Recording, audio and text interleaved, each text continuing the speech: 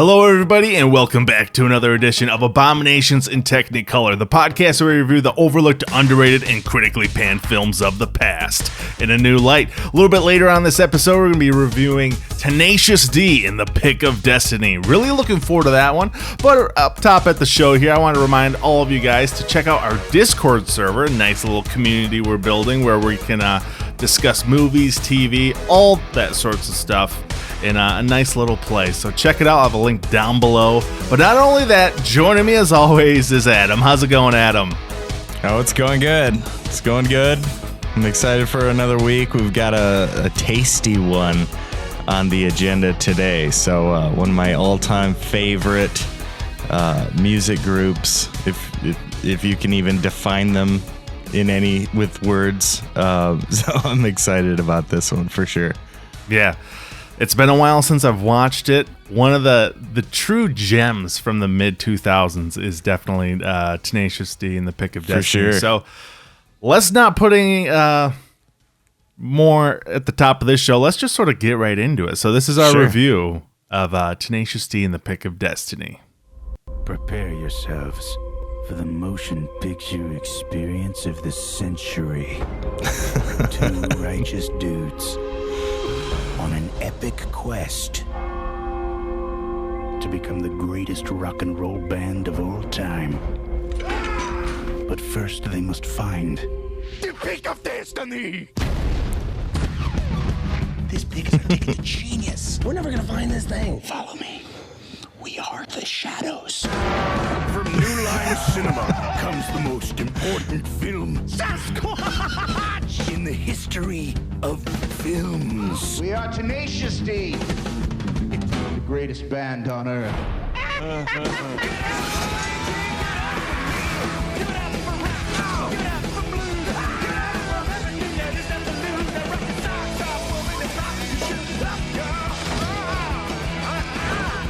Oh, sweet baby! Jack Black and Kyle Gass.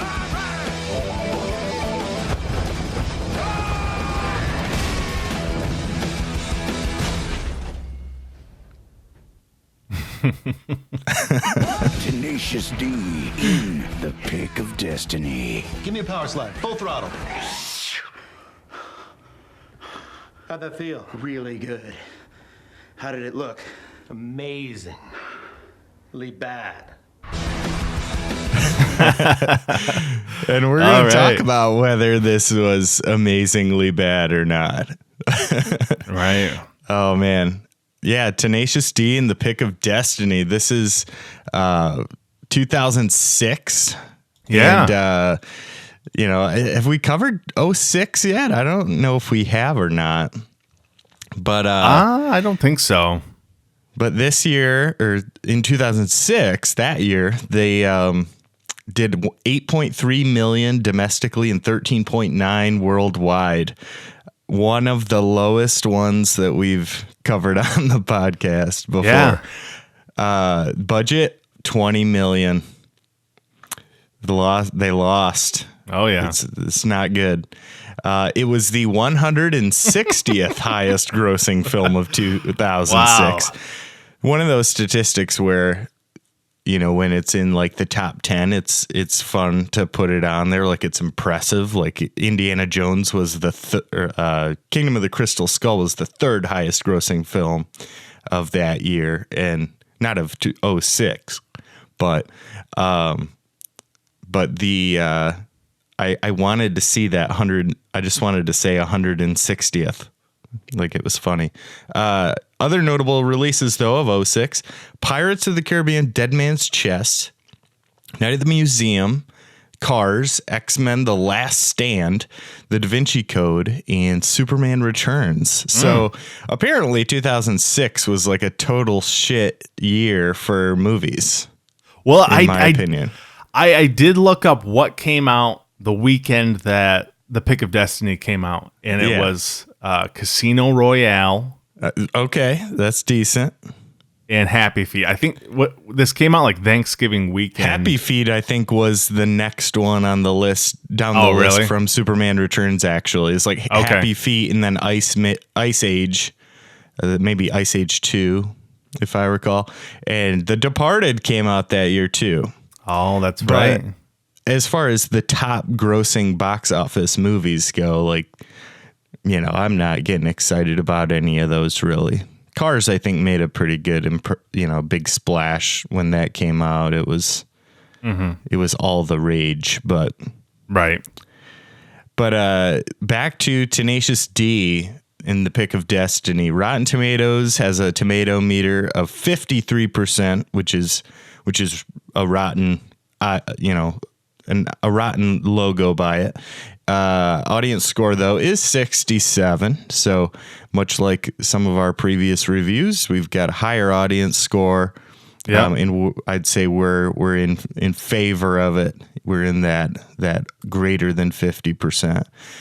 Directed by Liam Lynch. So we'll talk about Liam Lynch and the relationship he has with the band and previous workings that they've done in the past prior to this movie coming out. But what is your memory or your first experiences with Tenacious D? Do you recall? It'd have to be their first album. But as far as like Jack Black, I recall sort of the first time I ever saw him in a movie, and I may have already heard the music and stuff like that, but Right. I remember watching I Still Know What You Did Last Summer, Oh man. and he's in that movie. Yeah. He's like one of the employees on the island. Yeah. Doesn't he like drive the boat or something like that? Yeah, he's brings like one him of to it. He's kind of like one of the like maintenance guys or something Gotcha. like that. But yeah, I mean, I don't know. Jack Black, to me, he didn't really get that popular until like when I really started to recognize him was when that first Tenacious D album came out, and then he started popping up in more and more movies. Right. Like in the 90s, he was always kind of like a supporting character, Right. pretty small roles. But it was when Tenacious D released that Wonder Boy music video, that sort of like cemented in my pop culture brain that this is who this guy is. Yeah. So How about Cable Guy? yeah, Just yeah. being the best friend and Cable Guy. He's Yep. there, and He's the one that gets stepped on. one of my favorite things about the Cable Guy was at the end, KG is watching TV at the very end, and they're showing the news story Right. of Chip Douglas or Ricky Larry. Ricardo, Larry Tate, like Yeah. take your pick. The KG's watching TV and shuts off the TV at the end of the movie. Like, so you get Tenacious D in the Cable Guy, which is pretty cool. Not together, obviously, but and then Shallow Hal, they're both in that movie as well. Yeah. But and that was after, but you can see the impact, to your point, of what the music and Jack Black's rise to fame really kind of gained them a lot of exposure and a lot of opportunity to get both of them out there together. But they were in Biodome performing kind of in the background too. Outside of the Biodome, there's all these hippies outside that are like trying to support what's going on in the Biodome, and I think the two guys, is it Stephen Baldwin? Is it Stephen?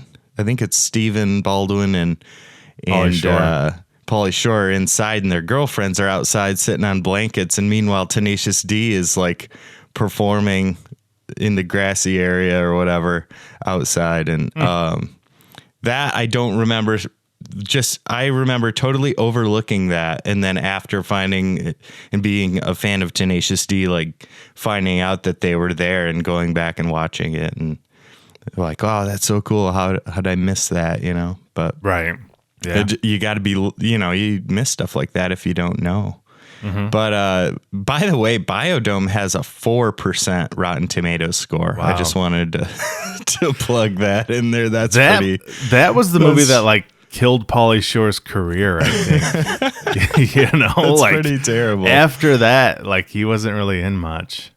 Right. So, I don't know. But for me, I remember like sometime like the summer of between 8th and 9th grade, I discovered the first album, and there were tracks even of live performances and tracks that were audio versions of the songs from the HBO series that were downloadable, on your whatever, LimeWire or Kazaa, or I think it was just post Napster, I believe. I don't think it was Napster anymore. They had gone through that situation, I believe. So, but I just listened the shit out of those songs, man. I loved them. I love music and comedy combined. I always have. Some of my favorite stand-up comedians incorporate music into their comedy, like a Zach Galifianakis, and it's great. So I've always loved Tenacious D and what they do and the idea of it. And that HBO series is so good. Like anyone that hasn't watched that needs to watch it. There's so much like rolling over laughing. It's so funny. And I don't even know if you could do it again. Like, I don't see this being played on HBO at all. It was really raunchy. This would be like something they'd air at like 2 a.m. probably. Yeah. Nowadays, at least. And maybe it was on pretty late back then, but especially when you get into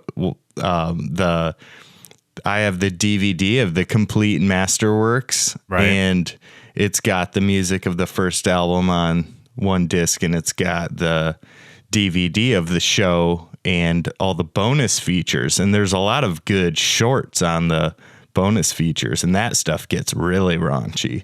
So anybody that hasn't checked those things out, I would strongly encourage. Like, I feel like I need to do like an introduction to that, like the guy from the open mic night, like, yeah, right. But yeah, I remember everyone talking about Tenacious D in 9th grade, like getting into high school and like finding out, oh, you heard Tenacious D, like, everyone's was all about like FHG, like F her gently, and Tribute and Wonder Boy, like you said. But yeah, I really liked some of the other tracks on there. I mean, they're all good, and I think a lot of people really like the skits too. Like we'll talk about one of them later.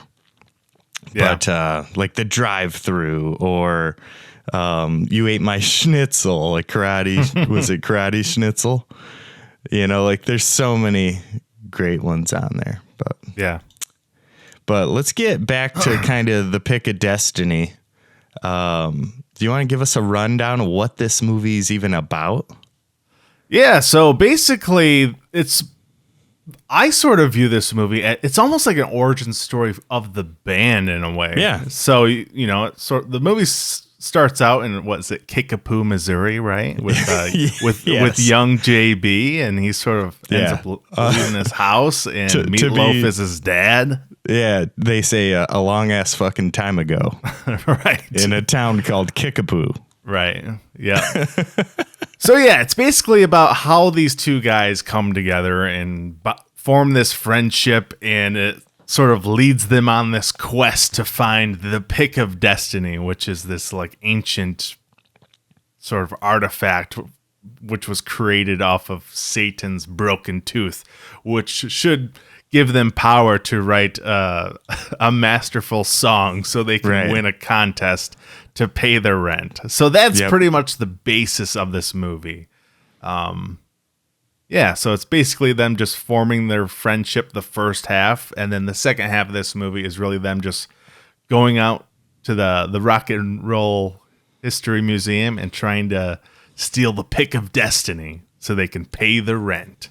Right. Yeah. Very simple plot. It is. It develops quite slowly, though. You know what I mean? It does, like it's like one step at a time. They have to just kind of inch their way to the goal. Right. And I love the beginning because you almost get like not a montage, but you get a sequence of different training sessions with JB and KG. Right.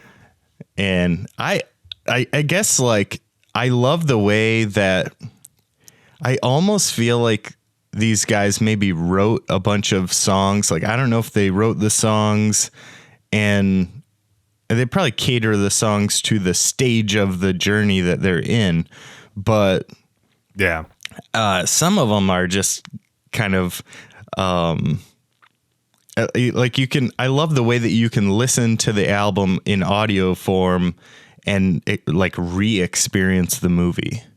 Mm-hmm. And there's some of it that requires the visual a little bit, but for the most part, I feel like they're very cohesive, and it allows you to, like, in your head, you can play back the imagery in your mind while you listen to the songs in audio form. So it's a successful musical in that respect. I feel like I think they did a good job of not just being like a movie with a soundtrack that the artist wrote, like like our good buddy Ja Rule in the Fast and Furious episode that we discussed. Yeah. He was on 5 or 6 tracks.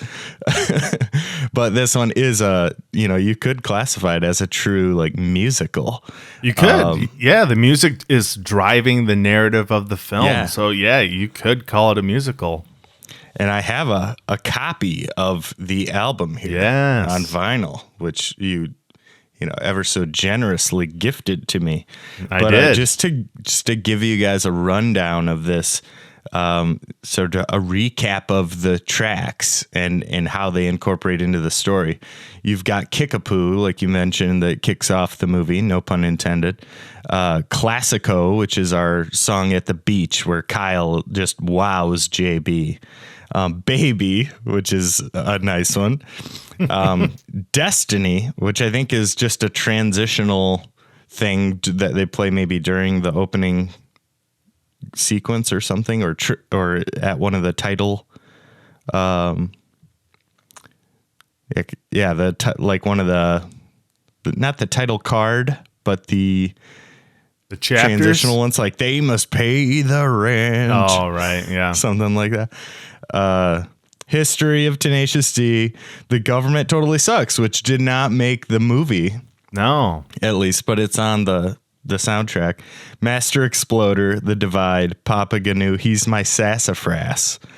And then you've got Dude, I Totally Miss You, Break In City, Storm the Gate, Car Chase City, Beelzebub, The Final Showdown, The Pick of Destiny, or Pod, and then The Metal. So The Metal in The Government Totally Sucks. I think The Metal is on during the final credits after The Pick of Destiny. Okay. If I recall, but The Government Totally Sucks isn't in there.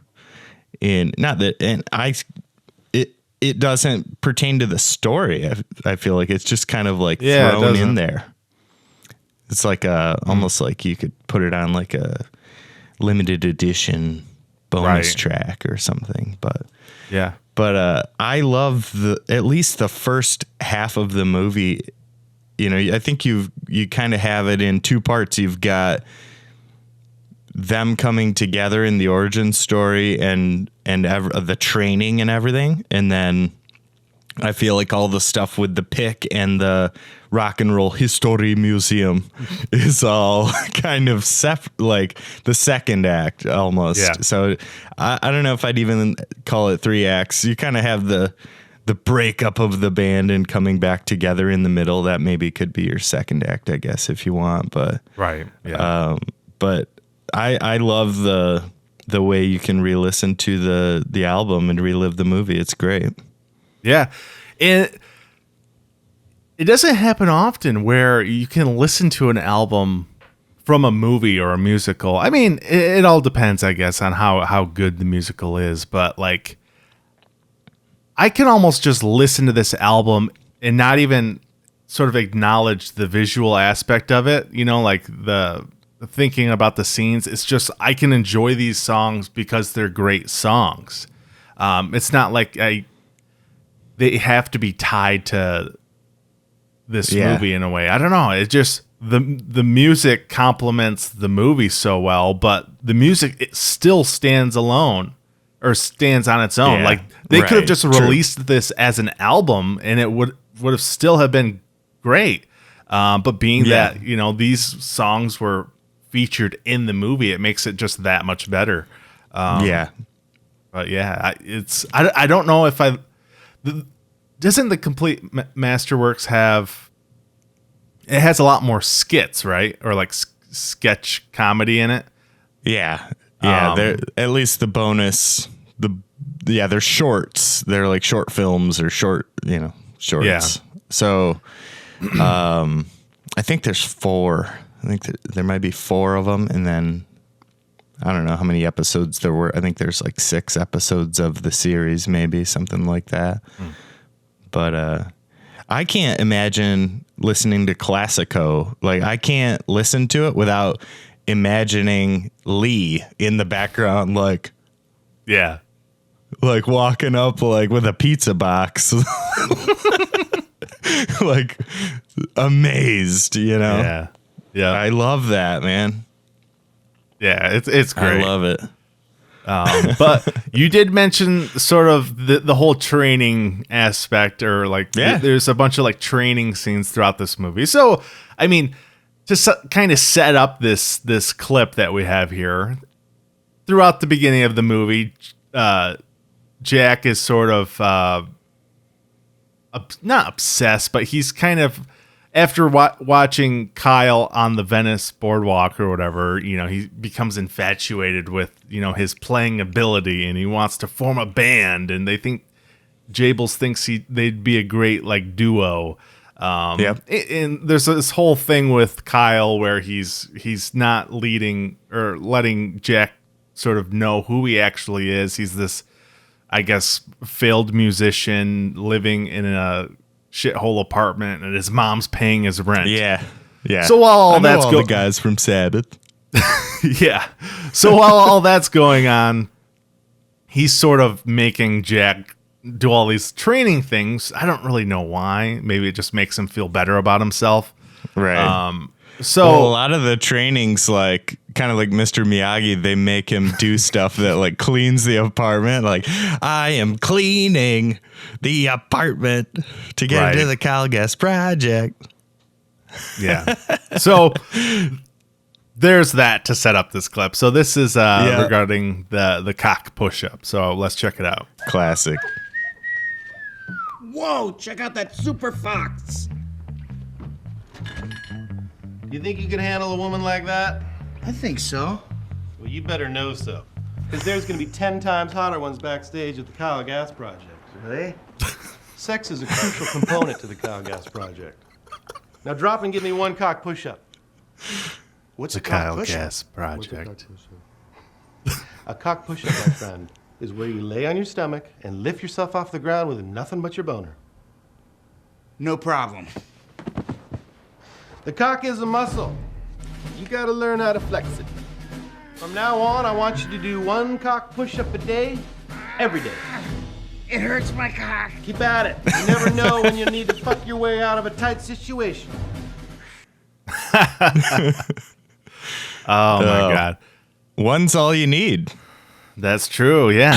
and that was like a sketch comedy bit on the Complete Masterwork. So they somehow, decided to tie it into the movie. So I always thought that was great, actually getting to see like them attempting a cock push-up. But in the sketch comedy bit on the first album, it's Jack telling Kyle to do it, right? Right. Yeah, I think they have a reversal of roles here. Yeah. Yeah. So that is cool. But yeah, because Jack's telling him about how to do them, and Kyle's like, "How many can you do?" And he's like, "Well, one. One's all you need." Right. Yeah. Yep. So this movie definitely is not for the easily offended. So no.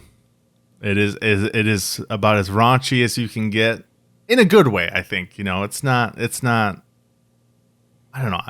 This whole movie is kind of charming, and I think it has heart, but, the level of raunchy comedy sprinkled in is definitely not for your churchgoers, I suppose. So. Yeah. Most of the offensiveness is like gross stuff or sexual stuff or profanity. There's not any offensiveness toward like protective classes, you know what I mean? So it's mostly like if this movie was played at work, it would be more like a sexual harassment kind of situation than anything else. So, I think it's probably offensive to people with a low tolerance for gross and obscene stuff, but not to the point where it's going to offend any people, I don't feel like. So to that point, or to that extent, I feel like it's still a current movie. Like it still could be entertaining today, where as many movies in the past that have come out, maybe you look back and go like, man, that's terrible. That's too much, but I don't know. Yeah. But let's get into sort of the cast of this movie. So obviously you have Jack Black and Kyle Gass as the leads, but there's a hell of a lot of sort of cameos or just characters that are just put in kind of these like really small supporting roles. Adam, you want to get into some of these actors that pop up in this film? Yeah, so we touched on the fact that we get Lee back in this movie. So Lee was featured in both a song in the original series. So Lee is also a track on the original album that they used in the series, and that's J.R. Reed playing him. He's a pizza delivery guy that ends up being their number one fan. And then Paul F. Tompkins returns as the open mic night host, which I love his stuff. Yeah, we'll come back to him in a little bit here. Then you're getting into some of the bigger names. You've got Meatloaf in there right at the beginning as Jack Black's JB's dad, and then Ben Stiller in there working at Guitar Center. Like, I love ring that. up these Ampcasters. Can you give me a price check on these Ampcasters, man? You've got Dave Grohl plays Satan at the end of the movie. Ronnie James Dio as himself on the poster on the back of the door in the bedroom, which is a great moment. Amy Poehler is in there. What happened to your eye? Burnt it with a curling iron. Amy Adams, you spotted Amy Adams in the bar during the Master Exploder. Is that correct? Yeah. Yep. Yeah, she's the one that the brains blow out of the guy's head and they land on her. She's also the one that says she like mouths "I love you" to Kyle. Or maybe it's Jack. I don't remember which guy, but while they're playing Master Exploder. So check that out next time you watch it. That's awesome. I mean, you'd probably miss it if you weren't paying close attention, but I looked it up and she was listed in the cast. So very interesting sort of find. So yep. Then you've got Tim Robbins in there, obviously. We'll get back to him as well. Fred Armisen as one of the security guards in the Rock and Roll History Museum. And the other security guard's Ned Bellamy, which he was funny too. Going around like, I'm going to go check out Punk. If I see anyone in there, I'm going to pop a cap in their ass, And then you've got Colin Hanks in there as well at the frat party. Yeah. So lots and lots of funny people in this movie. Call them cameos, call them, small roles, but good stuff in there. And I love I love that Ben Stiller scene as well. They go into the closet and everything. It's so good. Yeah. Yeah, it's I don't know if that's what contributed to the $20 million budget. I don't know. Gotta be. Maybe it's that car chase scene at the end of the movie, but that could be too. Yeah, it could be. When that car flips in the air, that's a pretty gnarly car flip. I mean, maybe that costs like, I don't know, $5 million for that car chase. Who knows? That car flip is basically the same flip as Vin Diesel's flip in the Fast and Furious movie. It is. Or one of many in The Matrix Reloaded. Yeah. Oh, yeah. Both are episodes we've covered on the show previously, if you'd like to check them out. Yep. Check it out in the playlist. Yep. But the cast in this movie, I mean, it is really nice how they just sprinkle in these sort of other celebrities throughout this movie. And like the whole Guitar Center aspect about this movie, I guess I'm kind of sidetracking here, but what I love about this film is that it's almost like I've always sort of viewed Tenacious D as like the musician's band in a way, like, I don't know. Adam and I, we both play guitar. So,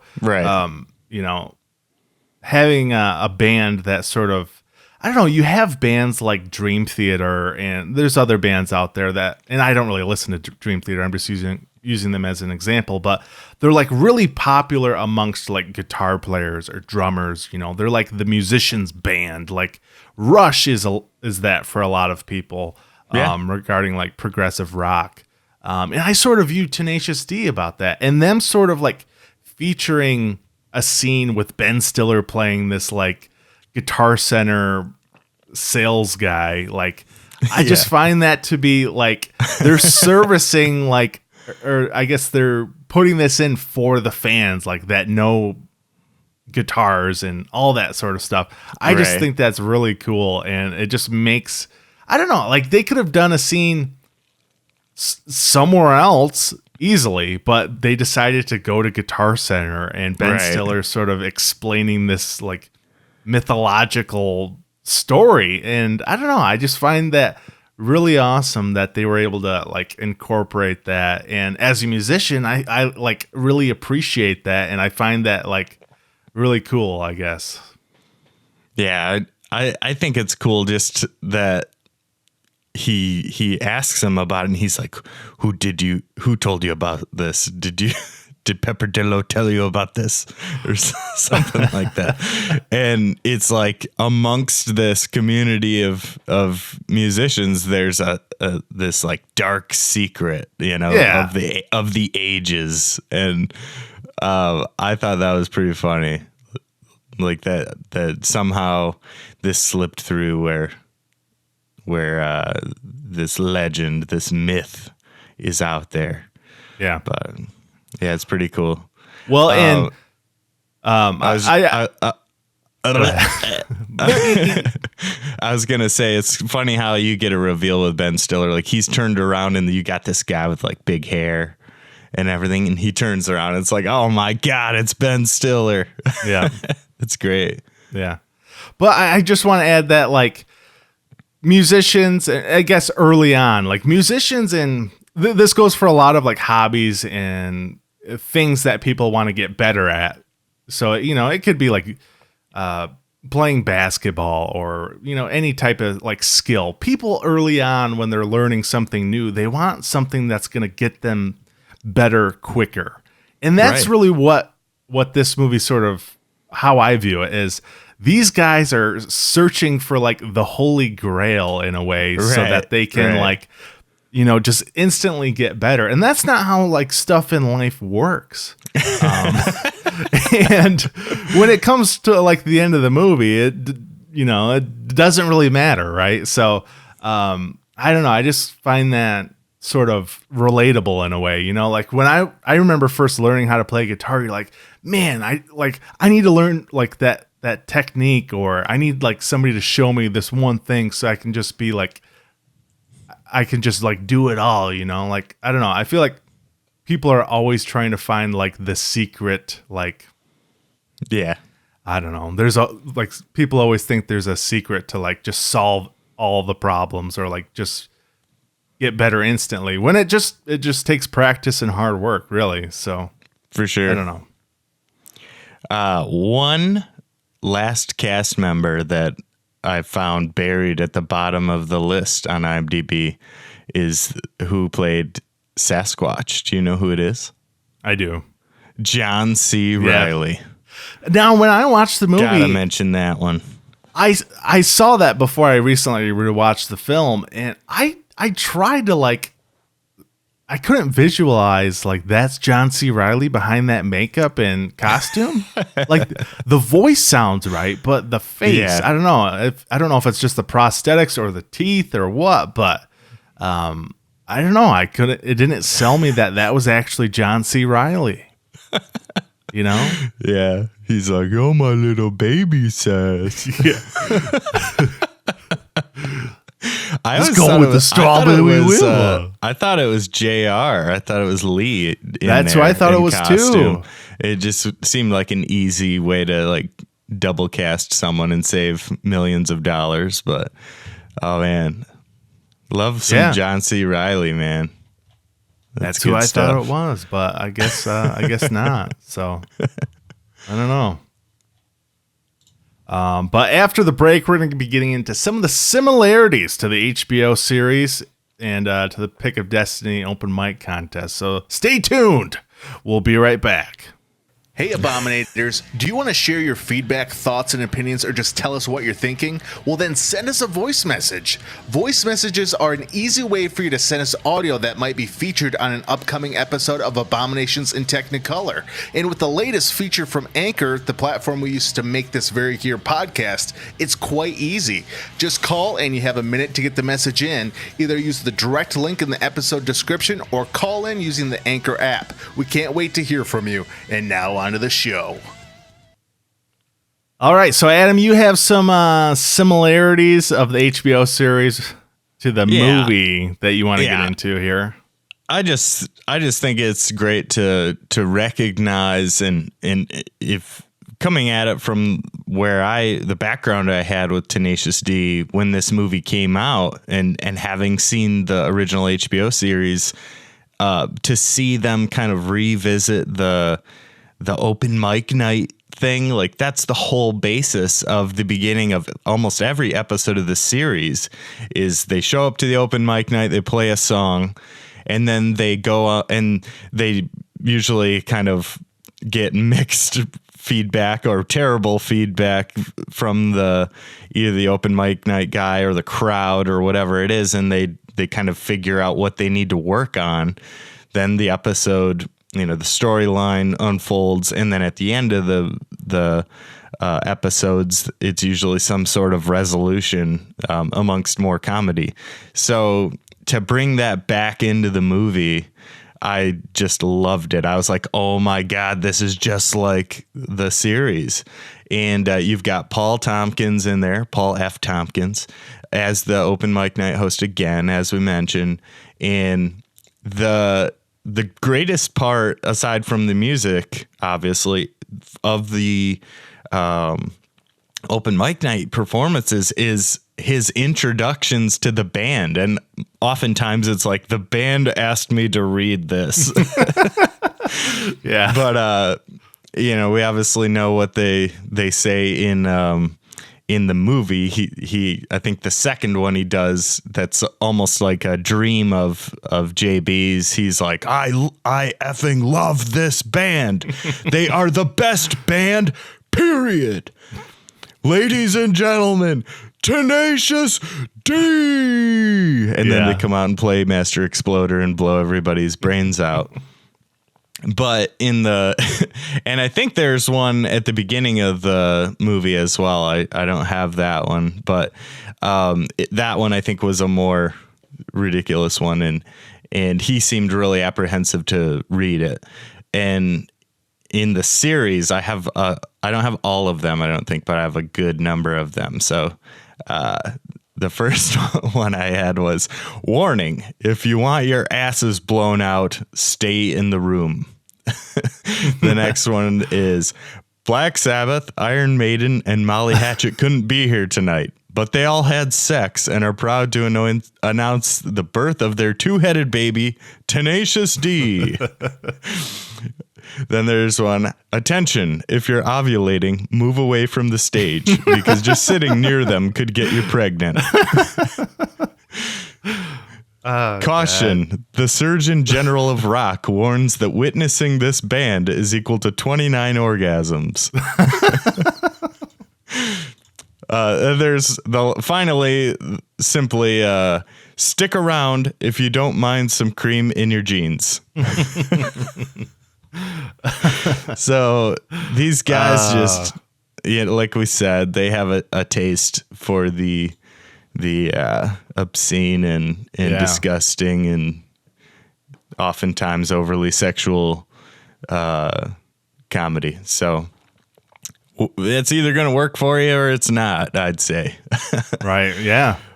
But that's I loved that about like the announcement almost like warms you up to some of the comedy. It's like, oh my God, this is like, I can't wait for the music when I get an introduction like that. And the people in the crowd are never excited. They're just kind of like, oh, what the hell is this? Like, what's going to happen? Yeah. JB knocks the microphones over after every single performance, you know? Yeah. It's like finish the song and then just like step through the microphone and knock it over. You know? Yeah, that's awesome. Oh man. Yeah, it gets you pumped to listen to Master Exploder, or I think one of the first ones they play is the History of Tenacious D, right? Yeah. Yep. Yeah. Which is great. Yeah, the history is that's probably the first Tenacious D song I ever heard, because it was downloadable. Somebody took the show and converted it to a track on there. So I don't think it's even on the I don't think they ever did that on the album. So that would be an exclusive one that was Yep, you got songs like History of Tenacious D and Jesus Ranch. Those were just on the series, not on the album. Okay. And then I had downloaded also back in the day, I had a copy of them doing the Spider-Man theme song. Like that one is so I remember that. funny. If you could probably get that on YouTube.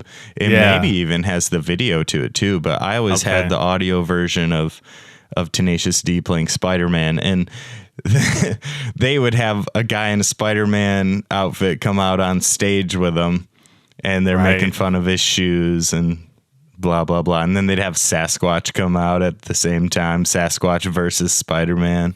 I mean, that's a really good song if you can find that somewhere. But yeah, it's such good stuff. Yeah. Let's get back to the film here. It's kind of like a Tenacious D, the band, and the Pick of Destiny sort of review. But one of the celebration. It's a celebration of the D. But one of the true gems of this movie is Tim Robbins. Now, as far as like cameos and stuff, this guy is quite, I wouldn't say heavily featured, but he's featured in this movie probably more than anybody else as far as, celebrity cameos or anything like that. And I don't know, the fact that they have Tim Robbins playing this character, it's just absurd. And, Tim Robbins isn't really known for his comedy, at least not that I'm aware of. He was in like that Cadillac Man movie with Robin Williams in the late 80s, and I don't think he was very comedic in that movie, but he's more known for his dramatic roles, like Shawshank Redemption and Mystic River would have been 3 years before this. Did he movie win an came Oscar out. for that one? I'm not sure. I think Sean Penn might have. Oh, that's right. Yeah. I think Sean Penn was, but he might have had Best Supporting or something like that, though. Right. I don't know. But regardless, the guy's one of the best Top actors notch. out there. Yeah, he's top gun actor, if we want to quote Team America World Police. But we have this clip here. It's kind of I think it's 2 scenes from the movie, and it just highlights how great this character is in this film and just how absurd this movie actually is. So For sure. let's take a look here. In my hands, too. But I was cut. Set off a laser. Security door came down on my leg. Cut it right off. I would break in again if I still had my leg.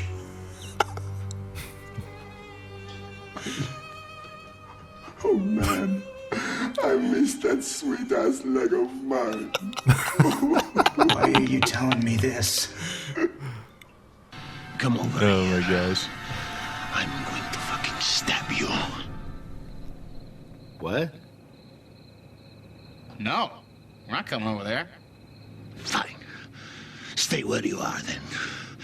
I'm going to come over there. I'm going to slice out your eyes and your balls. And then I am going to stick your eyes in your ball sacks. And then I will take your balls and I will put them in your eye holes. Totally all right. Totally, let's bail. Come back here. Ah, come back with my pick.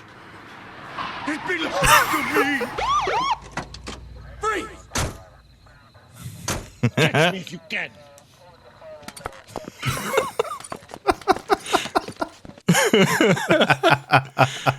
Oh, that's good. Oh, I wonder how they I wonder what the pitch was to get Tim Robbins to do this movie. Like, you're just gonna play this hobo who's been he's lost a leg trying to steal the pick of destiny from the Right. Rock and Roll History Museum, and I don't know. It's crazy. Yeah, man. What? I miss that sweet ass leg of mine. Oh, that's funny. Oh, I love first of all, I love the way he asks them to come over there. Yes. Come so he over can here. stab I'm them. going to stab you. Oh man, I was watching that with our dad once. I don't know if you were there too, but he really thought that was funny. Like the fact that he asked them to come over there. That almost reminds me of almost like a Monty Python character, yeah. Sort of comedy. You know what I mean? Like they would pull something like that. That's so funny. Yeah. Yeah, I'd be that's curious great. to know if there was any improv going on with that, like the whole cut out your eyeballs and your balls and swap them around, that kind of thing. Yeah. But Oh, I absolutely love that. there's Tim a Ro- scene, or the rest of the scene in the bathroom too. There's some good stuff in there as well, where he tells them the story about the air ducts, and I don't know if it would have been prior or after the clip that we saw with him talking in the bathroom, but when he references the pick of destiny, JB squeezes everything out, and it creates this this pretty funny moment, to say the least, I guess. Yeah. Not to get too much in detail, but Yeah, yeah, that Tim is Robbins awesome. steals the show, man, for does. a while. He really Yeah. does. He steals Yeah. it right out from under JB and Kyle in the film. There's for some, the limited amount of time he's on screen. and I think for a while there too, like you get into kind of the frat party and the breaking up of the band, and getting into the building, and there's just a lot of stuff where the movie, I think, in the middle there loses a little traction. It does, like yeah. You're laughing so hard at the beginning that it kind of slows down a little bit with all of that. So like having Tim Robbins in there, that really gives it a good lift, at least for me, it did. And then, kind of getting into it gets really heavily focused in with the plot and getting the pick and everything, and it kind of steers away from just the character stuff for a while. Right. But I thought it was perfect. Like to have and I wouldn't even call him like his role a cameo. Like he had almost like a major villainous character. There's not much for villainy in the movie, so no, yeah, having him in there. Well, like with Indiana Jones, with any search for a relic, there's always like the competitor that's depending on them. He's like Jafar waiting for Aladdin to come out with the lamp and then stealing the lamp on the outside, right. There's always somebody there that upon our hero retrieving the artifact, they're always waiting outside to steal it once it's secure outside of the fortress or whatever. So yeah, it just fits the formula. Yeah. We didn't touch on I guess it's when JB eats the mushrooms. We didn't bring up that scene. I always love that scene where, he's just sitting against a tree. He's eating a handful of mushrooms and he just has this trip. And what I love about that scene so much, there's some funny parts when he's like flying and doing all that sort of stuff. But I love how they cut between like he's going down the Strawberry River, but then it cuts to what's actually happening, and he's going down this like whitewater rapids, just like going under the water. And oh my God. And when he's flying, he's climbing up the tree, and then he eventually falls down and hits himself in the nuts on a branch. And just the way they cut between that, it's just great. Sweet babies. Yeah, it's pretty good stuff. I love that scene. And then he rolls down the hill and ends up on the side of the road, and then all of a sudden he's sober and sees the sign for the Rock and Roll History Museum. Yeah. Yeah. That's so funny. I love the scene. It's the what's the Storm the Gates, like when he's trying to make his way into the Rock and Roll History Museum, he gets up, they play the song, and he's talking about the 2 air vents on the roof. That's what the guy was talking a shit. And he sees the camera. I always love that part. It's like playing I talked about kind of the song matching what's going on camera and how well that was done. Like that's a great example of the fact that they did well to write the music to what was going on with the movie and kind of capitalize on the comedy of it. And it created this moment where it interrupted not just what was going on in the movie of him like reacting to the camera, seeing him, but to do that with music isn't easy.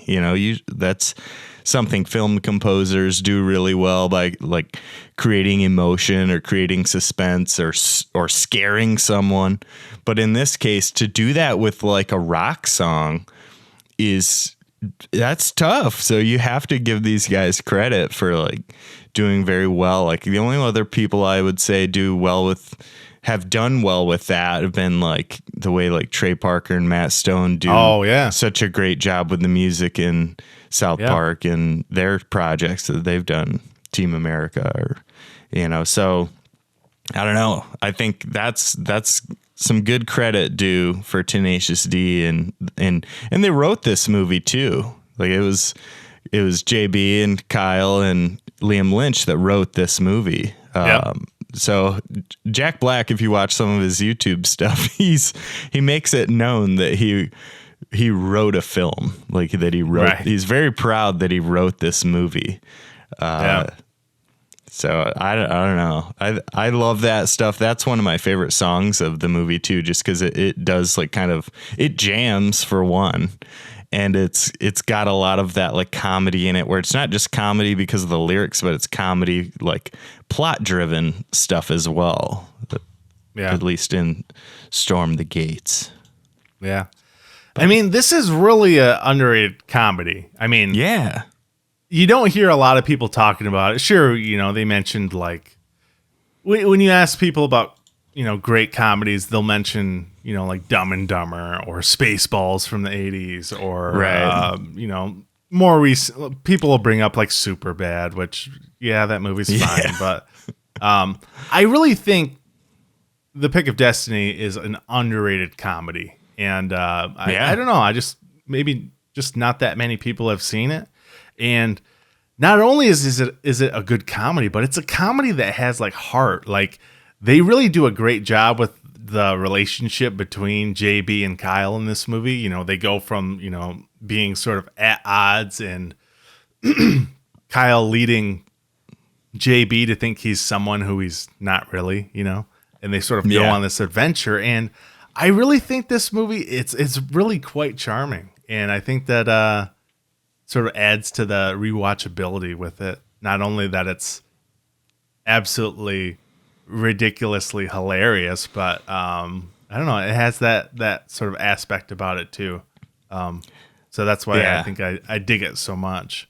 I love that they went with it, an origin story with it too in the beginning, because even though you have the HBO series, you can't assume that everyone's seen it. And it was such a low budgety kind of thing to do that coming out in theaters, you want to get people a feel of what they're in for and what this band is all about. And I guess break the ice a little bit. So I loved like the way that they always claim they're the greatest band on earth, or like, you know what I mean? Like, so to add to it and almost increase it up a notch by doing things like having the birthmarks on their butts, like like saying like, I've had this birthmark since I was born.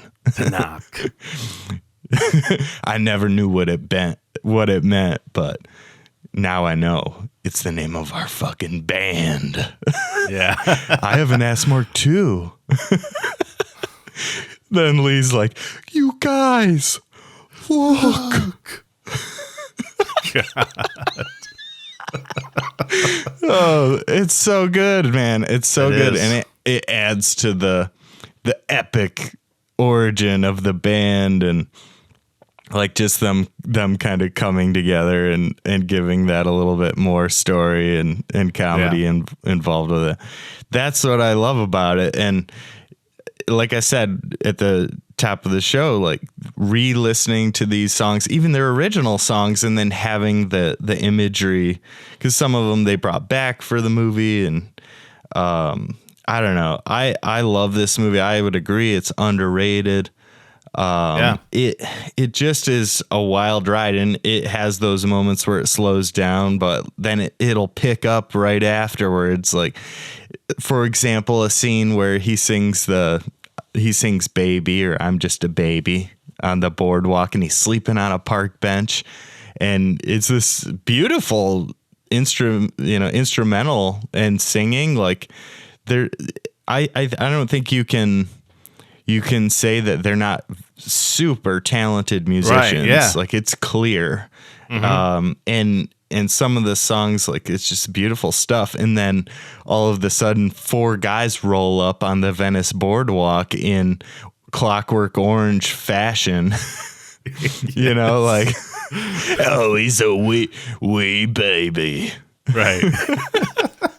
Like, they just have a great feel for comedy, and I think it was well written in the way that they kind of chunked out the movie into all these little bits, you know. Yeah.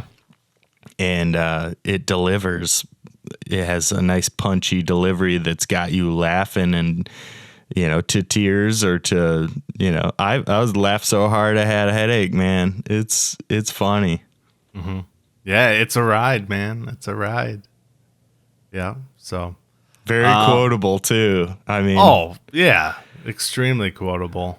You know, it just goes to show, like, how good the writing and, I don't know, like, these guys just, they have their niche, I guess, you know, like, they have their own kind of style, and you either kind of like hate it or love it. Like I don't know anybody that's like, yeah, they're okay. You know, it's like, right. I'm not a fan of Tenacious D, or it's like, yeah, Tenacious D is effing awesome. So yeah, I'd say you're in kind of the cult fan base or cult classic territory with this one, and I think over time it will just. You know, turn from a diamond from a piece of coal into a diamond. You know, it is one that's gonna do better with age for sure. Yep. All right. Well, Adam, what are we doing next week on the podcast? Next week, we are going to kind of switch gears a little bit, steer away from the comedy. This one definitely had us sore. From the laughter. So we're going to switch it up and head into some action territory here with a little Speed 2 Cruise Control from 1997. Sandy Bullock returns along with Willem Dafoe.